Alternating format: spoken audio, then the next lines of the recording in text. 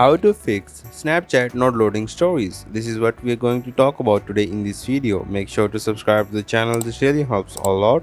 So without any further ado, let's move into the video. So first of all, you are going to go on Snapchat app on your mobile.